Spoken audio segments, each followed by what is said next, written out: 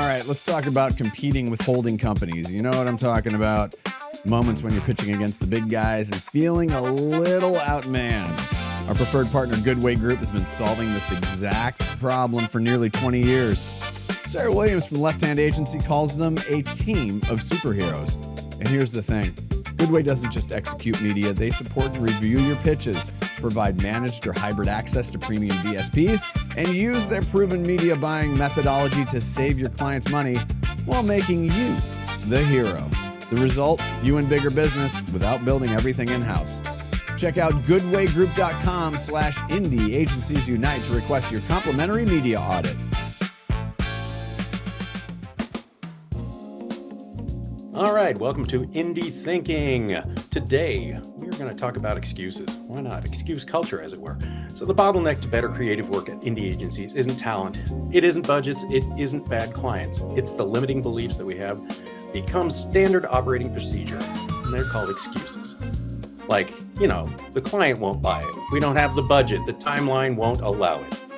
Today, I am joined by Jason Sperling, Chief Creative Officer at INNOCEAN USA, and Jen Ostrich, Behavioral Leadership Coach and co-author of a recent Ad Age op-ed that calls excuse culture out for what it is, a creative killer hiding in plain sight. Thanks so much for joining us. Appreciate it. Great to be here, Kyle, and nice to see you again. Yeah, great to see you. So let's talk about this. So this was an op-ed called, that you wrote for Ad Age in late March, right? And the op-ed doesn't call for better creative. It diagnoses why agencies keep failing to produce it. So walk us through the moment you realize the problem isn't talent or budgets. It's the limiting beliefs that nobody talks about. Sure. Well, I would say it's not just necessarily about us and looking inward to us. But I think we were looking at how can we identify problems within the industry, problems that are more universal, and figure out how to sort of change cultures. I think we often, when things go off the tracks, we point to things like process issues or clients. We tend to point the finger elsewhere. But I think the bottleneck to better work isn't necessarily talent, budgets, or bad clients. Sometimes it's those limiting beliefs that exist within cultures that become standard operating procedure. And the more we sort of looked at this, the more we realized, excuse cultures are a real thing. Right. There's a 40% higher rate of project failure. There's a 50% decrease in collaboration. And so what we did, at least in the start, because we're sort of a creative agency and we wanted to turn this into a way of expressing ourselves in that manner, we did it as this very sort of artful exorcism that involved our own employees taking excuses that we printed up. They looked beautiful. And then we destroyed them in very real, visceral ways. Nice. With flamethrowers and machetes and bow and arrows. All to sort of, make this point that excuses are easy, but things like brilliance and tenacity and vision aren't. But that was just really the start of it. We thought, where can we actually build some real advice and real tangible thinking that will help organizations change? And that's when I reached out to my old friend and brilliant behavioral leadership coach, Jen Ostrich, to really help turn these into transformative and tools. And so, Jen, take it away. Yes. Yeah, right on. And thanks again for having us on. Absolutely. So I think the short way to think about it is the behavior or the excuse in this case is like the symptom. And the root cause, if you will, is really something that lives in our subconscious. And I like to call this part of your hidden layers or your subconscious beliefs. And all of us obviously have a belief system. And if we think about our belief system, almost like the computer code that tells the computer how to function, the operating system, that's literally what our beliefs are inside of us. But because they are subconscious, we don't walk around thinking these things, but they do drive our thoughts and ultimately our behaviors. And so what was so compelling to me when Jason brought this to me was thinking about it through that lens and thinking, well, I don't think people really mean to necessarily offer up the excuses that come forward, but there's likely something else that's happening beneath the surface that's driving these. And so really, to create sustainable change, you need to have that awareness of what's pushing you towards wanting to even create that excuse, and really be willing to kind of face what that limiting belief is for you. Got it. Okay. So, I mean, obviously there are a million excuses out there. I'm sure we've all used them as a crutch at some point. What are like the top 3 excuses you hear most often inside agencies, like the ones that sound reasonable but are killing the work? And what does that cost? Yeah. I think I'll let Jen take the what does it cost, but I'll just, to speak to the biggest excuses, at least the ones we often hear.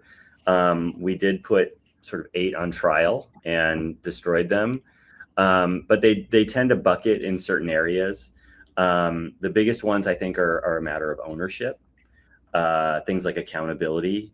And so excuses like not my job, not my problem, or I can't do anything with this brief are pretty commonplace. People don't want to be set up to fail. They don't want to put their neck out and get sucked into something that may go bad and reflect poorly on them. There's also a lack of ownership beyond our assigned role. When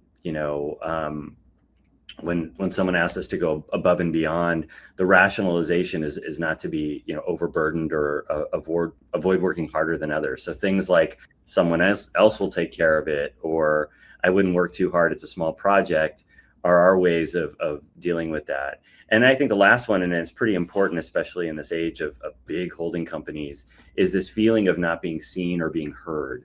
And so we make excuses that we can't have impact on projects. So things like there's nothing I can do to change things becomes a real excuse in a company where you feel faceless and don't really feel like you have a voice. Right. Obviously, the dog ate my brief, so that's just how it is. I never got briefed.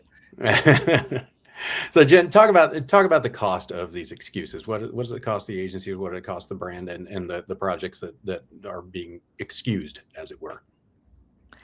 Yeah, I mean, I think when we think about culture of any kind, but certainly agency culture, it's so much of it's defined and driven by language. And if these excuses become commonplace, then it sort of starts to define the culture, which then that's a real slippery slope and a dangerous one. If, back to the themes that Jason surfaced, if people are walking around with a lack of ownership, a lack of accountability, they're worried if the work's not going to make them look good, but versus, advertising's a total team sport. And so if we're allowing each person's excuse or, through my lens, kind of their own limiting beliefs drive the output of the agency, then, that's a real problem.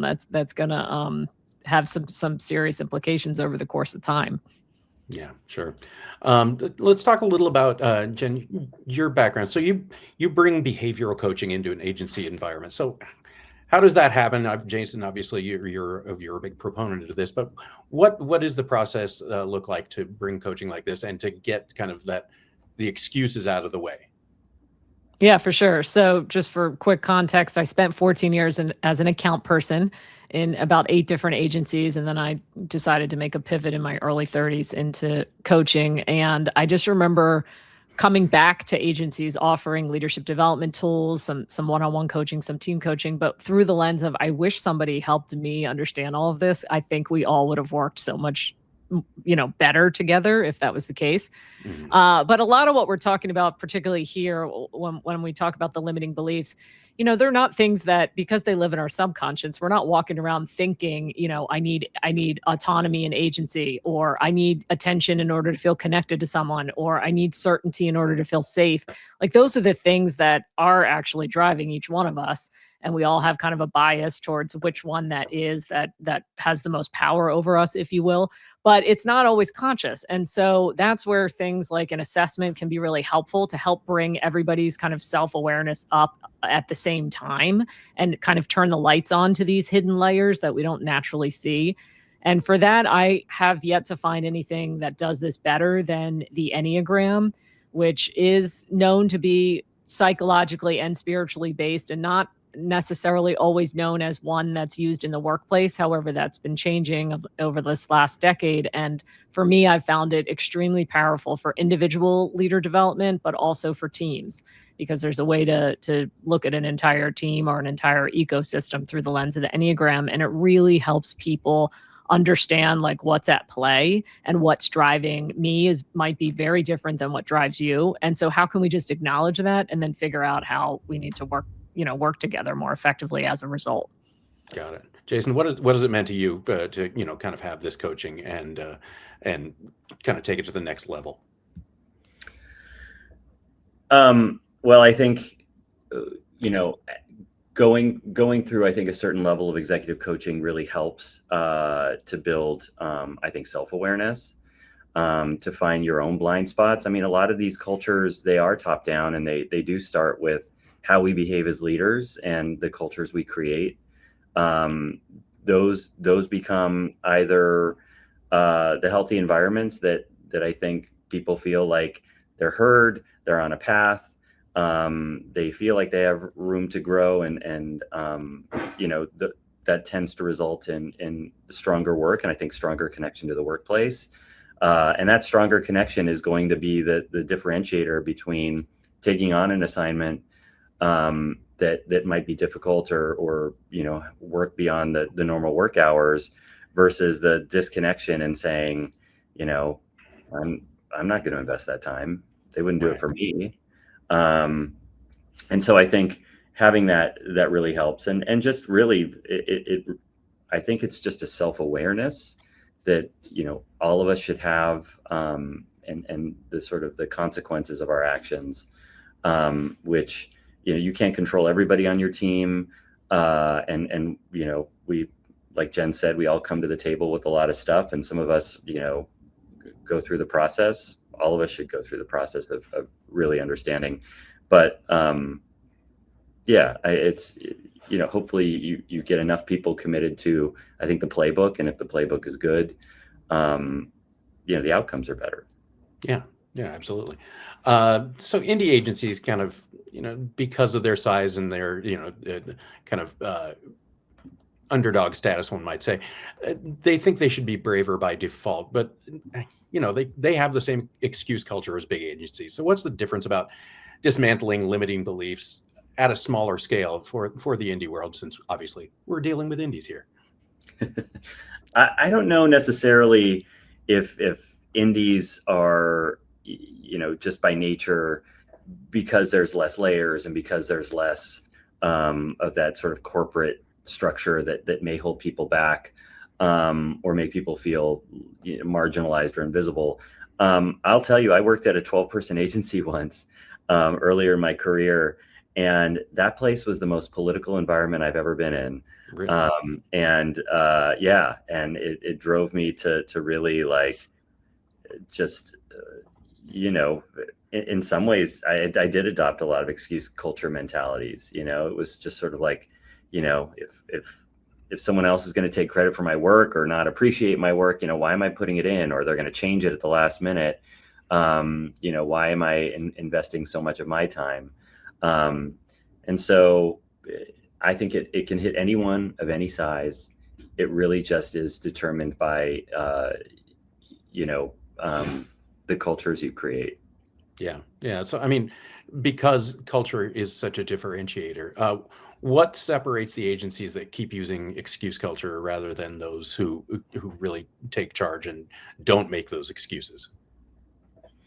Jen, do you want to take that on, or you want me to? Either one. I know we have both have thoughts on that, but I think I'll just say, building on even what Jason just said about your last question, I agree in the sense that I don't know that it's size specific, but more really, as Jason mentioned earlier, the leaders and how self-aware they are at the top. Because when you are put in a leadership position and your thinking and your actions then disseminate out across the entire company, however large or small that is, if you're leading through a lot of your own stuff, if you will, if you haven't reconciled whatever those limiting beliefs are for you, you're now influencing an entire system through your own lens, and it may not be the most productive lens.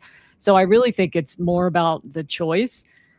whether it's large or small, but the choice to actually prioritize this system and self-awareness. And from my perspective, particularly when I was first starting out and I was only pitching coaching and leadership development services to agencies, I had by far more success with independent agencies, because I just found that if I got to the person and they believed in it, they had full agency over how to spend their money. They didn't have to get anybody's approval. And so and as a result, I feel like a large impact was had, because it was to some extent a smaller system, and the leadership team bought in on it by agreeing to bring me in. And so that really influenced kind of those middle managers who can kind of get stuck between what they're taught in the trainings they go through versus what their bosses, so to speak, are and how they're behaving. So anyway, I think in part then some of the answer to your question is the agencies and the leadership teams that choose to make this investment, that choose to prioritize helping people understand themselves and each other. While we all have our own accountability to this and our own responsibility to understand ourselves, we spend so much time at work, and advertising is such a team sport that to be able to do some of that inside of the workplace, I think is incredibly productive and of high value. I especially think for the newer generations, they really, I think, put a bigger value on self-awareness and growth than our generations ever did. Right. Yeah. Jason, anything to add? Yeah. We are planning to bring Jen in and build on what we're doing. But for me, having been at agencies, big and small, good and bad, not good and bad, but certainly healthier and less healthy. The takeaways that I brought here are, how do we build a culture that's built on appreciation, empowerment, and a commitment to the employees here, to make a healthier culture, which includes permission to fail. And we turn that into agency pillars. And of course, some of the agency pillars are about, building creative excellence in the things that we do, but some are, care the most. Be the person on the project that cares the most. Don't depend on someone else. Have you tried it is a big thing we talk about here. Before you sort of turn away from something that seems like a challenge or impossible, give it a try. And then, I wrote a book on creative leadership, and those, really focused on more thoughtful leadership and things like making failure an option. Opposition attracts was one of them, which is about building a culture that encourages questioning, which really does tie to things like there's nothing I can do to change things here. But really creating an environment where it's okay to refute leaders and have a point of view and make sure that people are seen. Yeah. Let's do some quick fire here. I know we touched on it a little bit earlier, but biggest excuse agencies make that should embarrass them. I think anything that starts with "we can't," fill in the blank, because something's always possible. It might not be what you wanted it to be. It might not be in the same budget. It might not be as big or as shiny as you thought, but something's always possible. And so I think I work a lot within the positive psychology mindset. And I think to just strip that language, if you're not on board with stripping that, then you're falling behind, I think. Yeah. All right. What should CMOs look for in an agency's culture before they hire them? Well, it's not easy to see a culture during a pitch. Everyone comes in on their best behavior, and honestly, that sort of the work and the connection that you might make in a couple meetings comes first. But I would, I do think it might be worthwhile to do more of like a culture audit, maybe one-on-one interviews with people, maybe not the leaders that are, giving you, sort of their best face forward, and to find out, what is the culture? I mean, Glassdoor, is good for some things, but tends to be a sort of like, a hate machine, but really find out, like, do the employees there feel empowered and heard, because that is going to affect your work. Yeah. But at the same point, I think that we should also look at clients to see what kind of environment they create for their partners and for themselves. Excuse cultures can often stem from bad clients. Like that, that sort of bleeds into what we do, because it's so much of what we do. And I think many of us who've been doing this for a while can attest to, raising our hands and saying, there's nothing I can do to change this, because of the, what the client has sort of instituted. And suddenly we're not making great work anymore. Right. I mean, yeah, and in that case, do you call the clients out on it? I mean, if they come in with excuse culture and you just can't get anything through, what do you do? I mean, this is the look.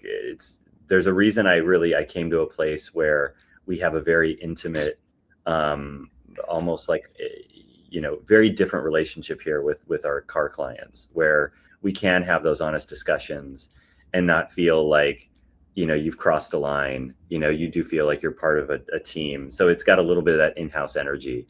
When it's an out-of-house client, things become a little bit more sensitive. It really all depends on what is the safe space you have to talk to a client, and have they given you permission to make those observations, or is it going to put you on the chopping block because they'll take it personally? Who knows?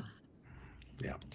I think you hit the nail on the head, Jason, with just the safe space, in the relationship. You need a relationship for it to feel safe. Because in my dream world, people don't have to understand anything about the framework I'm talking about today, but the willingness to be able to say, like, hey, Jason, like, what's underneath that? Like, I hear what you're telling me. You're telling me that's not possible, or you don't think you can get anything good with it. But what else is going on? Like, and for a client to, for a client agency to have that type of relationship. Yeah. Give me a crazy excuse that you would make up if you wanted to just shock a client. Just something absolutely out of this world. This That's is all not you, on the Jay. list. I know. Sorry. A crazy excuse to shock a client. Yeah. Oh God. A crazy excuse to shock a client.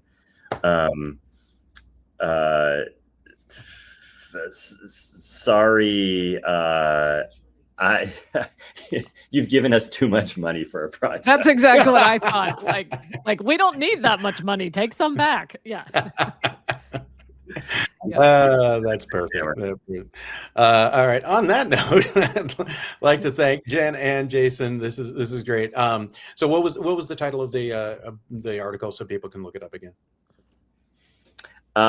It was about excuse cultures and here I have it here. INNOCEAN on turning limitations into possibilities was like the main headline, I think, and then dismantling excuse culture was kind of the first part. All right, well, go look it up. It's great, and we'll put a link on it when in our LinkedIn when this is up. So take a look, and we'll make sure we link through for it.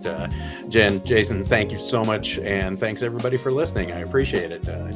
Tune in next time for another Indie Thinking. Take care, guys. Thank you. Thanks, Kyle.